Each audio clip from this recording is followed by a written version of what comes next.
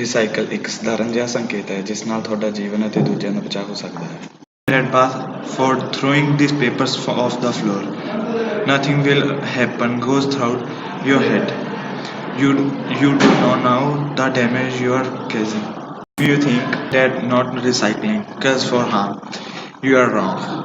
You could be eliminating species of animals, and more importantly, you could cause the melting of the whole continents, the Antarctica. You could be vanishing shores, cities or continents. The dumping sites are in fashion for this big quantity of litter that is generated, and if it burns to generate heat, contamination grows. This is very important since these gases create a layer in the atmosphere, creating the global warming. In this way, the temperature of the earth will ascend. This will cause the melting of the Antarctica, and when the level of the sea will rise.